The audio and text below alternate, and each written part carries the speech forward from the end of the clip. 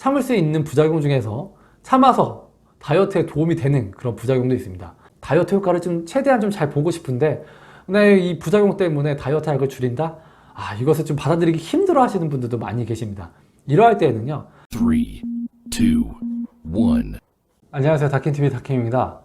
네, 오늘은 여러분과 함께 다이어트 약의 부작용, 이 부작용들에 대해서 A부터 Z까지 한번 나눠보도록 해보겠는데요.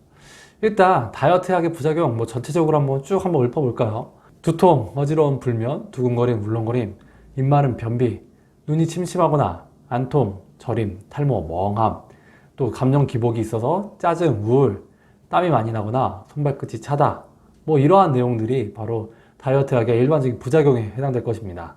자, 앞에서 언급했던 두통, 어지러운 불면, 두근거림, 입마름, 이러한 부작용들은 바로 펜터민이나 아니면 펜디메트라진 아니면 그 외에 지방 대사제 중 일부 카페인이나 아니면 에페드린 성분 같은 이런 교감신경을 항진시키는 그러한 약제들에 의해 나타나는 부작용이 있을 수 있는데요. 네, 교감신경을 항진시킨다는 건 결국 몸의 긴장도를 올린다는 말과 똑같습니다. 그래서 우리가 아주 쉬운 예를 들면 총알이 막 날아다니는 전쟁터를 생각하시면 그러한 전쟁터에서 막 뭘 먹고 싶다, 아마 이런 분들은 없으실 거예요. 그렇게 긴장도가 많이 올라간 상태 예상하면 어떨까요? 당연히 심장이 두근두근 되겠죠.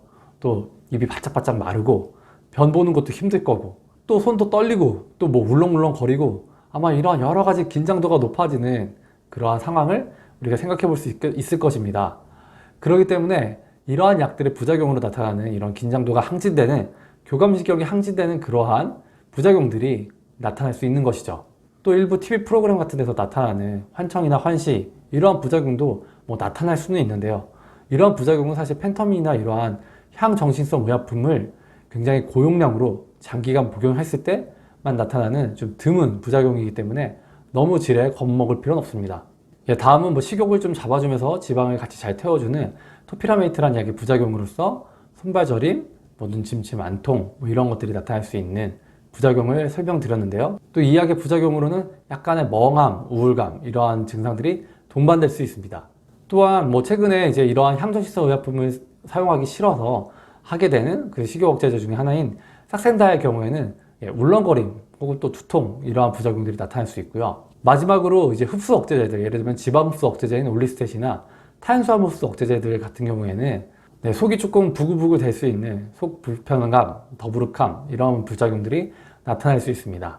올리스텟의 경우 일부에서는 방구막혀도 기름이 좀 묻어나오는 형태의 좀 작용이긴 한데 좀 과한 작용이 나타나서 그것을 부작용으로 명하기도 합니다. 자, 이렇게 무슨 약은 어떤 부작용이 있다, 또 어떤 부작용은 어떤 약 때문이다, 이렇게 명확하게 이렇게 설명하는 경우들이 많이 있는데요. 사실 근데 진료 현장에서는 이게 정말 명확하지 않은 그런 부작용들을 호소하실 때가 있습니다.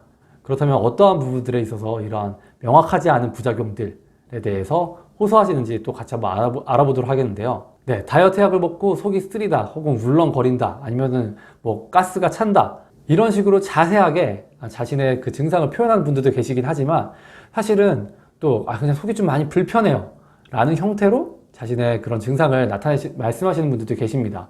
자, 속이 불편하다. 그럼 어떤 것부터 우리가 그 약의 부작용으로 생각을 해볼 수 있을까요? 네, 이때부터가 바로 의사가 정확하게 개입을 해서 정확한 부작용을 분별하고 또 판단해서 그에 따른 약을 조정하는 그런 작업이 필요할 텐데요. 속이 불편하다고 했을 때 울렁거림인지 아니면 속쓰림인지 아니면 가스가 정말 많이 차는 건지 혹은 또 설사를 하는 건지 변비가 있는 건지 아니면 좀 목에 이물감 같은 것을 말씀하시는 건지를 명확하게 구분할 필요가 있겠습니다. 그래서 울렁거림, 속쓰림, 목에 걸리는 느낌, 변비 이러한 증상들이 나타났다, 이러한 증상들을 호소하신다라고 한다면 교감신경을 항진하는 그러한 약제들을 조금 조정할 필요가 있겠습니다. 그러한 교감신경의 항진 때문에 나타나는 증상의 가능성이 높기 때문이죠. 또 조금 더부룩하다라고 하는 경우에는 앞에서도 설명드렸지만 흡수 억제제들, 예를 들면 올리스텍 같은 약 때문에 좀 그런 가스가 차거나 더부룩함을 느낄 수 있거든요. 그래서 이러한 부분에 있어서의 약을 용량을 조절하거나 아니면 그 약을 빼던가 하는 형태로 약을 처방을 해볼 필요가 있겠고요. 네, 그리고 또 설사를 한다라고 하시는 분들의 경우에는 사실 제 개인적으로는 두 가지를 조금 판별을 할 필요가 있다고 생각합니다. 하나는 루틴하게 이 변비약을 처방하는 경우도 있긴 합니다. 다이어트 클리닉 중에서. 그래서 그렇게 다이어트 약에 루틴하게 변비약이 들어갈 경우에는 그 변비약을 계속 먹는 것을 당연히 좀 금하셔야 되고요. 사실 변비약을 루틴하게 계속 먹는 것은 이 변의 혹은 이 변 습관 이런 것들에 있어서 사실 그렇게 좋은 영향을 줄 수 없기 때문에 그런 것들은 좀 지양해야 될 부분이지 않을까라는 생각을 해보고요. 또 하나는 기름변, 아까 말씀드렸던 올리스탯이 기름변을 보게 되는데 이 기름변을 처음 보시는 분들의 경우에는 설사라고 착각하는 경우도 있습니다. 심지어 혈변을 봤다라고 말씀하시는 분들도 계시는데요. 혈변이나 이런 설사의 경우에는 확실하게 좀 구분을 지을 수가 있고요. 기름이 좀 묻어나와서 나타나는 그 기름변과 또 고추기름 같은 그런 성분들이 그냥 그대로 빠져나와서 나타나는 그런 붉은 기름변은 좀 명확하게 이 진료를 통해서 구분을 해서 이게 정말 설사인지 아니면 어떤 그런 기름변의 하나인지를 구분할 필요가 있겠습니다. 예, 또 낮에 멍하다라고 오시는 분들도 계시는데요. 자, 낮에 멍하다. 일단 제가 아까 토피라메이트라는 약이 좀 멍할 수 있다라고 말씀드렸는데 보통은 이 토피라메이트라는 약이 조금 과하게 작용이 되어서 낮에 멍한 경우가 많습니다. 하지만 보통 다이어트 약을 먹으면 잠을 잘 못 잔다는데 저는 왜 낮에 멍할까요? 이렇게 말씀하시는 분들도 가끔 계시는데요. 실제로는 밤에 푹 자지 못하기 때문에 낮에 멍한 경우도 있습니다. 네, 근데 본인이 이제 인지를 할 때, 난 잠자는 건 그렇게 불편하지 않은데 왜 이렇게 낮에 멍하지? 그런 식으로 생각하실 수는 있지만, 막상 그 뚜껑을 열어보고, 실제로 좀 잘 이 진료를 하면서 대화를 나눠보다 보면은 잠을 푹 못 주무시는 경우들도 가끔 있습니다. 그러한 부분들은 생각하지 못한 채 낮에 멍한 것만 말씀하시는 경우가 있는데요. 이런 부분들은 다이어트 클리닉 의사 선생님들께서 분명하게 좀 짚어내서 질문을 하고 거기에 맞춰서 또 약을 잘 조정을 해야 됩니다. 그러니까 낮에 멍하다고 해서 무조건 토피라메트 약을 줄인다 이런 것이 아니라 좀 잠을 푹 못 주무시기 때문에 나타나는 증상은 아닌지, 만약에 잠을 푹 못 주무시기 때문에 낮에 멍하다면 그렇다면 당연히 그 잠을 푹 못 주무시게 하는 그런 교감신경을 높이는 그런 약들을 당연히 줄이는 것이 맞겠죠. 네, 또 한편으로는 탄수화물 섭취 자체를 좀 많이 줄여서 그래서 낮에 멍한 경우도 있습니다. 아무래도 다이어트를 하시기 때문에 탄수화물 자체를 좀 많이 줄이는 그러한 식단을 하고 오시는 분들도 계시는데요. 네, 탄수화물 섭취를 많이 줄이게 될 경우에는 뇌에서 뇌에서 사용하는 그 포도당 수치가 좀 줄면서 키톤이라는 그런 에너지원, 대체 에너지원을 사용하게 되는데 이 대체 에너지원인 키톤을 사용하게 될 경우에는 좀 약간 멍한 그런 느낌을 줄 수 있습니다. 그렇기 때문에 이렇게 낮에 멍하다라고 했을 때에는 어떤 약에 대한 정확한 부작용이 어떤 것인지를 좀 명확하게 구분할 필요가 있겠고요. 또한 정말 다이어트 식단을 좀 제대로 하고 있는지를 정말 좀 잘 문진을 통해서 알아볼 필요가 있을 것입니다. 그리고 다이어트 약을 복용하다가 우울하다라는 것을 표현할 때가 있으신데요. 네, 우울하다라고 했을 때는 앞에서도 말씀드렸지만 이 토피라메이트라는 약 자체가 또 우울감을 유발할 수 있기 때문에 이 약의 용량이 좀 과한 것은 아닌지를 좀 점검할 필요가 있겠고요. 또 하나는 사실 이제 다이어트 약을 먹다가 어떤 부작용이다, 어떤 몸에 불편함이 생기면 모든 것이 다 다이어트 약 때문이다 라는 식으로 생각하는 경향이 있습니다. 그것은 이제 약을 복용하시는 우리 다이어터 분들에게도 있겠지만, 그런 경향이 있겠지만, 약을 처방하는 그런 의사들도 일단 약부터 의심하는 경우들이 있긴 한데요. 사실 근데 몸에서 일어나는 모든 증상들이나 상태가 다 약 때문이다 이렇게 얘기할 수 없을 것입니다. 그렇기 때문에 또 하나 점검해야 할 것 중에 하나는 바로 다이어트 자체가 이 우울감을 좀 유발할 수 있다라, 이런 부분들을 좀 같이 인지를 할 필요가 있겠습니다. 아무래도 자기가 하고 싶은 것을 좀 못하게 하는, 즉 본능과 반대되는 일을 하는 게 이 다이어트인데요. 그렇기 때문에 내가 하고 싶은 것을 못한다, 이런 것들이 누적이 되면 좀 우울감으로 나타날 수 있고요. 또 여러 가지 스트레스가 쌓이는 상황에서 당연히 제일 먼저 해결하기 쉬운 방법 중에 하나는 바로 먹는 겁니다. 달달한 걸 먹거나 아니면 자극적인 걸 먹는 거. 하지만 다이어트를 하는 과정에서 이런 스트레스가 쌓이는 상황에 중첩이 됐을 때 바로 먹는 것으로 해결하지 못할 때, 그럼 그 스트레스들로 인해서 더 우울해지는 그런 양상들을 보일 수도 있습니다. 그렇기 때문에 이게 정말 약이 좀 과해서 우울한 건지, 아니면 여러 가지 스트레스 상황, 아니면 다이어트로 인한 그런 우울감이 여러 가지가 겹쳐서인 건지는 또한 문진을 통해서, 대화를 통해서 잘 판별해서 그에 따른 또 약 조절이 좀 필요할 것입니다. 근데 마지막으로 아까도 말씀드렸지만 모든 것을 다 약으로 설명할 수 없듯이 본인의 개인사가 있는데 그 개인사 때문에 우울한 것을 그냥 진료실에서는 요즘 좀 우울해요 라고 했을 때 어떤 약 때문에 그런 거 아니지? 이런 식으로 접근해서는 또 안 될 것이겠죠. 그래서 본인의 개인사는 없는지 그런 부분들도 같이 점검할 필요가 있겠습니다. 근데 마지막으로 조금 고민을 해볼 수 있는 그런 부작용 중에 하나는요, 바로 소변을 자주 본다, 이러한 부작용인데요. 네, 다이어트 약을 먹다가 소변을 자주 본다라고 하시는 분들이 계십니다. 뭐 가장 지양되어야 되는 것은 바로 다이어트 약 속에 이뇨제가 처방되었을 경우입니다. 사실 다이어트 약 속에 이뇨제가 처방되는 경우가 뭐 예전에 좀 있었고 요즘에 또 좀 왕왕 있기도 하지만 사실 절대로 해서는 안 된 그러한 처방이지 않을까라는 생각을 해보고요. 네, 일단 뭐 수분이 많이 빠져나가는 건 체중 감량 자체에는 영향을 줄 수 있을지 모르겠지만 사실 지방 자체를 태우는 것은 아니기 때문에, 그렇기 때문에 이것은 뭐 당연히 다이어트 원래 본연의 목적과는 좀 대비되는, 반대되는 그러한 체중 감량에 도움되는 어떤 치트키 같은 거라고 생각하실 수 있겠고요. 그렇기 때문에 일단 자신의 약 속에 이뇨제가 있는지는 좀 체크를 해보시고요. 이뇨제가 있다면 이뇨제는 뭐 복용하지 않으실 것을 권해드릴 수 있겠습니다. 그리고 앞에서 언급했었던 지방대사제 중에 성분 중에 하나가 이제 카페인 성분이 있을 경우가 있는데요. 이런 카페인, 아시겠지만 커피를 많이 마시면 이뇨작용이 있는 것처럼 카페인이 그 역할을 하는 건데, 이런 카페인 성분 때문에 혹시라도 이뇨작용 때문에 좀 불편하신 것은 아닌지도 점검해 볼 필요가 있겠고요. 또 사실 이제 앞에서 우리가 설명했었던 부작용, 전체적인 부작용 중에서 입마름의 부작용이 있습니다. 아까 말씀드렸지만 교감신경이 항진됐을 때 입이 바짝바짝 마르잖아요. 그렇게 입마름이 많기 때문에, 그렇기 때문에 평상시보다 물을 굉장히 많이 드시는 그런 경우들이 생길 수 있는데요. 그것 때문에 나타나는 소변을 많이 본다, 소변을 자주 본다, 이러한 부작용도 호소하실 수가 있는데요. 그렇기 때문에 혹시 입마름이 너무 심한 것은 아닌지, 그래서 물을 많이 드시는 것은 아닌지, 이런 부분들도 꼭 점검을 해봐야 할 필요가 있겠습니다. 특히 밤에 소변을 보느라고 잠을 깬다 라고 하시는 분들도 계시는데요.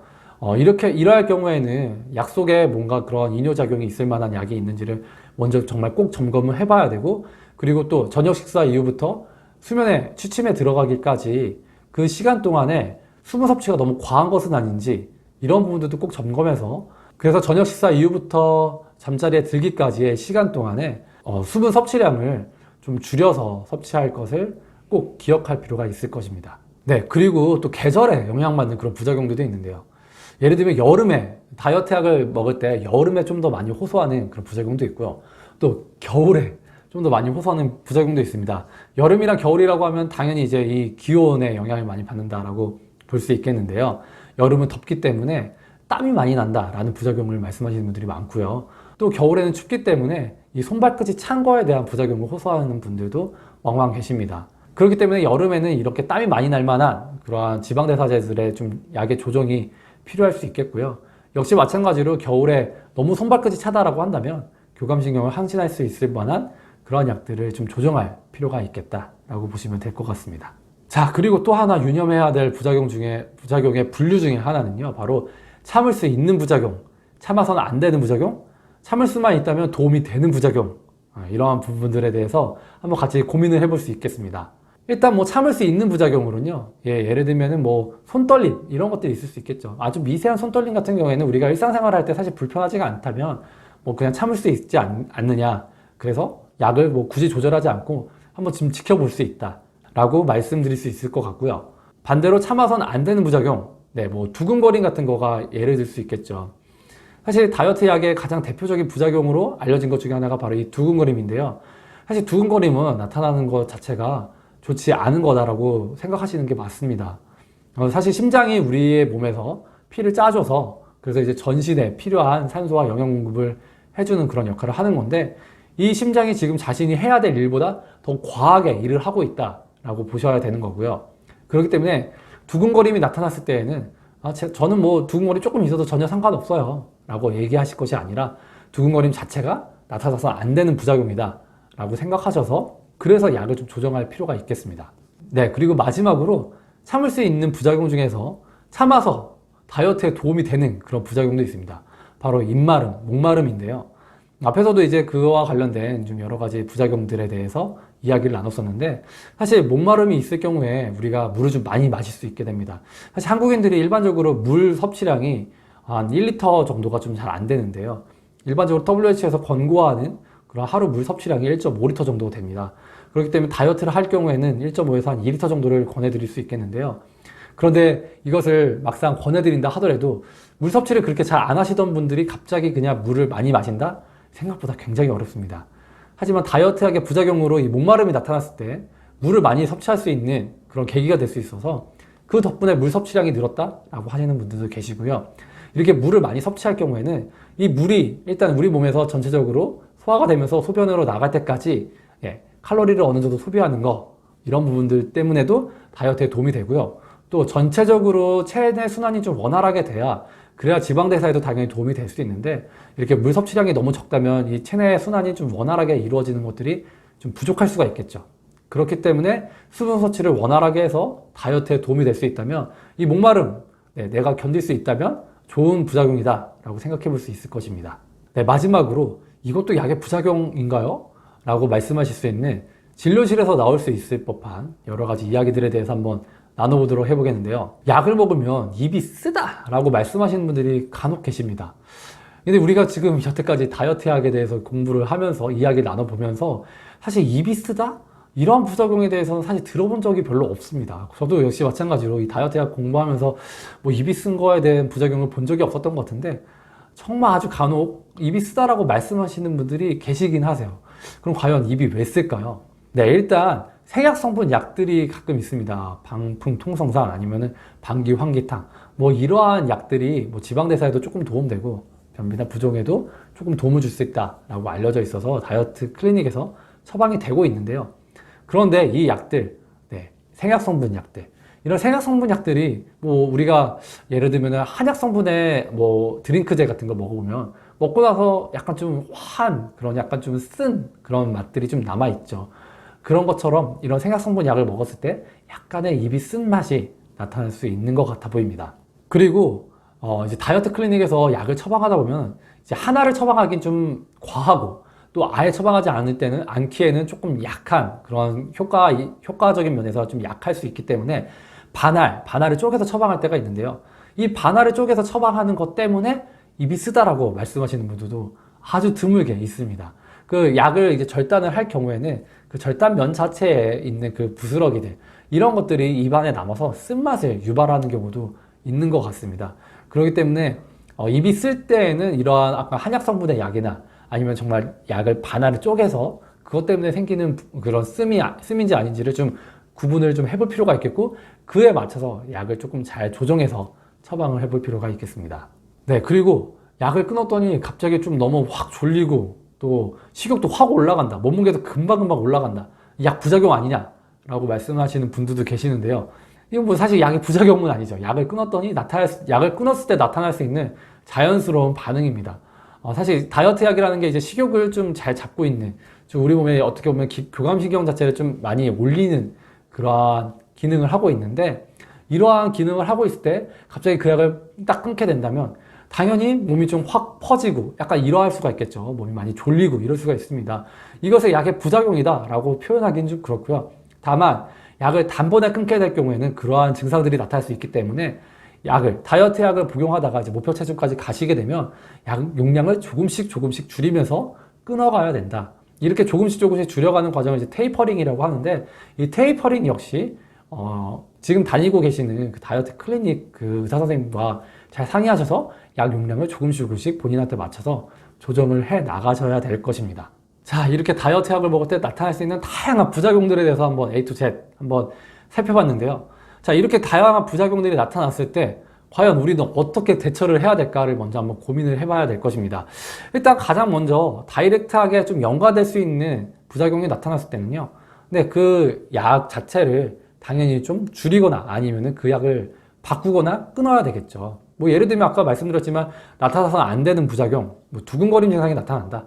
그러면 당연히 교감신경을 높일 수 있는 식욕억제제, 뭐 펜터민 계열의 약들이나 아니면 뭐 지방대사제, 뭐 이런 카페인이나 에페드린이 들어가 있는 지방대사제나 아니면 뭐 녹차 추출물, 이러한 성분이 들어가 있는 지방대사제들을 먼저 한번 용량을 줄이거나 아니면 다른 약으로 바꾸거나 이러한 작업이 필요할 것입니다. 사실 약 용량 줄이는 게 말처럼 쉽지는 않습니다. 처방하는 입장에서는 약 용량 줄이는 거 뭐 할 수 있죠. 그냥 클릭해서 숫자만 바꿔놓으면 약 용량이 줄여져서 처방전이 나갈 텐데요.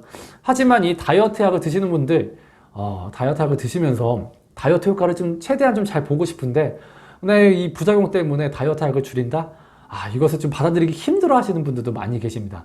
이러할 때에는요, 한번 그 약의 시간대를 조금 한번 변경을 해볼 수가 있습니다. 뭐 예를 들면은 오전에 먹던 약을 오후에 먹는다던가, 아니면 오후에 먹는 약을 오전에 먹는다던가 이런 식으로 한번 해서 약을 조정을 해서 그런 부작용을 좀 줄일 수가 있는데요. 예를 들면 펜터민이라고 하는 식욕 억제제와 카페인, 에페드린이 함유된 이런 지방대사제를 같이 복용할 경우에는 이 교감신경 항진 효과가 훨씬 더 큽니다. 뭐 두근거림 같은 게 나타난다거나 아니면 울렁거림 같은 게 나타난다. 어떤 특정 시간대에 약을 먹었을 때 그렇다면은 그 시간대에 쓸 수 있는 약, 뭐 예를 들면 펜타민은 그 시간에 꼭 써야 된다라고 하면은 이 지방대사제, 카페인이나 에페드린이 함유된 이 지방대사제를 뭐 다른 시간대, 오후약으로 돌린다던가 뭐 이런 식으로 해가지고 약을 좀 잘 머리를 써서 처방이 된다면은 부작용은 없고 약 용량을 줄이지 않은 상태에서 최대한 그 효과를 잘 누릴 수 있는 그런 다이어트 약 처방이 될 것입니다. 예, 또 한편으로는 뭐 EEJ 뭐 이런 느낌의 처방도 있을 수 있는데요. 예를 들면 내가 오후약을 먹었더니 좀 약간 멍하고 졸리다 라고 말씀하실 수 있는데, 오후에 만약에 토피라메이트라는 약이 들어가 있을 때 그러한 증상들이 나타난다면 오후에 조금 더 교감신경을 항진시킬 수 있는 카페인이나 에페드린 들어가 있는 약, 아니면은 뭐 이런 녹차 추출물, 이러한 성분의 약들을 같이 조금 처방이 된다면 그 시간에 교감신경도 조금 다시 잡아주면서, 그러면서 이러한 부작용도 줄일 수 있고 또 지방도 좀 더 태워줄 수 있고 체중 감량에 좀 더 도움이 될 수 있는 그런 처방을 또 고려해 볼 수도 있겠습니다. 그렇기 때문에 이런 다이어트 약의 처방에 있어서 부작용을 좀 최소화시키고 효과를 극대화시키기 위해서는 정말 이 좀 다이어트 진료 자체가 좀 더 면밀하게 잘 이루어져야 될 것입니다. 네, 마지막으로 다이어트 약을 드시는 분들에게 말씀드리고 싶은 것 중에 하나는요, 다이어트 약을 먹으면 일단 앞에서도 아주 잠깐 제가 언급한 적도 있는데, 이 다이어트 약 때문에 내 몸에 일어나는 모든 변화가 다 이루어졌을 것이다 라고 생각해서는 안 된다는 거 꼭 유념하셔야 되고요. 물론 본인이 그것을 판가름할 수는 없습니다. 내가 뭐 전문가도 아니기 때문에 지금 일어나고 있는 이 증상이 다이어트 약 때문인지 아니면은 뭐 그냥 진짜 다른 것 때문인지 알 수가 없습니다. 그렇기 때문에 다이어트 클리닉에 방문하셔서 그 의사 선생님과 정말 좀 잘 맞춰서 진료를 잘 해보시고 또 대화를 많이 하심으로써 이것이 정말 다이어트 약 때문인지 아니면 나의 다른 몸의 컨디션 때문인지를 좀 구분할 필요가 있을 것이다 라는 것을 꼭 기억하셨으면 좋겠고요. 또 약 먹기 전으로 나타나는 증상을 좀 구분할 필요가 있겠습니다. 이건 무슨 말씀이냐면은 내가 원래도 불면감이 있었는데 약을 먹었더니 불면이 있다 라고만 표현하는 경우도 있습니다. 그랬을 때는 앞에 내가 원래 불면이 있었던 사람인지, 그것 때문에 나타난 증상과 동일한 수준인지, 아니면은 그때보다 더 심해졌는지, 뭐 이런 것들을 좀 디테일하게 말씀하셔야 되는데, 요즘에 좀 잠을 잘 못 자요 라고만 그냥 말씀하신다면은 그럼 무조건 약을 좀 줄이거나 어떤 그런 조치가 취해지게 되는데, 그로 인해서 나타날 수 있는 어떤 약 효과의 줄어든 이런 것들은 또 본인이 좀 짊어져야 될 부분일 수 있기 때문에, 약 먹기 전과 후로 새롭게 나타나는 증상 아니면 더 안 좋아지는 증상, 뭐 이런 것들에 대해서는 좀 구분해서 잘 말씀을 하셔야 될 것입니다. 그리고 약을 처방받으러 가셨을 때 자신이 앓고 있는 기저질환이 있다면 그것은 꼭 먼저 말씀을 해주셔야 됩니다.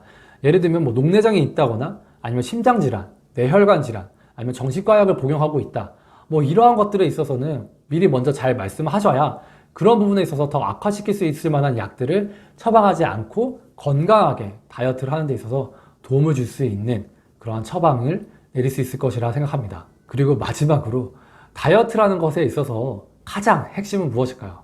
네, 바로 건강일 것입니다. 그렇기 때문에 사실 다이어트 클리닉 오셔서 제일 먼저 말씀하시는 것 중에 하나가, 어떤 분들은 약을 무조건 좀 세게 처방해 달라라고 하시는 분들도 계세요. 약을 세게 처방하면 어떤 일이 벌어질까요? 앞에서 말씀드렸던 그런 부작용이 한 번에 많이 느껴지실 수 있을 수 있습니다. 그런데 그냥 부작용을 느끼는 정도가 아니라 몸에 위해를 가할 수도 있겠죠. 물론 짧은 기간 먹는다고 했을 때는 그 위해가 크지 않겠지만, 이것이 누적이 된다고 한다면 결코 좋을 수가 없을 것입니다. 그렇기 때문에 무조건 약을 세게 짓는 거가 중요한 것이 아니라 내 몸에 맞는 수준으로 해서 적당한 수준을 잘 찾아서 약을 처방하는 것이 중요하다. 약을 처방받아서 약을 복용해서 건강하게 살을 빼는 것이 중요하다라는 것을 꼭 기억을 하셔야 될 것이고요. 그렇기 때문에 계속해서 이 다이어트 진료를 통해서 의사 선생님과 이런 부분에 있어서 좀 정확하게 본인의 상태를 말씀드리고, 체중, 그리고 체중의 변화, 그리고 실제적으로 부작용이 어떠한지 이런 것들에 대해서 좀 정확하게 말씀드려서 약을 아주 좀 정확하게 자신한테 맞는 약으로 잘 처방받으셔야 안전하게 다이어트를 할 수 있을 것이고요. 또 만족도 높은 다이어트를 할 수 있을 것입니다. 네, 다이어트 약의 부작용에 대해서 오늘 여러 가지 한번 같이 여러분들과 한번 나눠봤는데요. 사실 이 외에도 뭐 나눌 만한 이야기들이 또 더 많이 있습니다. 과연 적절하게 약을 처방하는 그러한 적절한 것이라는 것 무엇이냐? 어떻게 하면 적절하게 약을 잘 처방할 수 있느냐? 네, 그래서 다이어트 약을 어떻게 하면 좀 정확하게 자신한테 잘 맞는 용량으로 처방할 수 있는지에 대해서는 뭐 다음 리뷰 때 또 한번 같이 나눠보도록 하겠고요. 네, 이상 여러분의 다이어트 디렉터 다킴TV 다킴이었습니다. 감사합니다.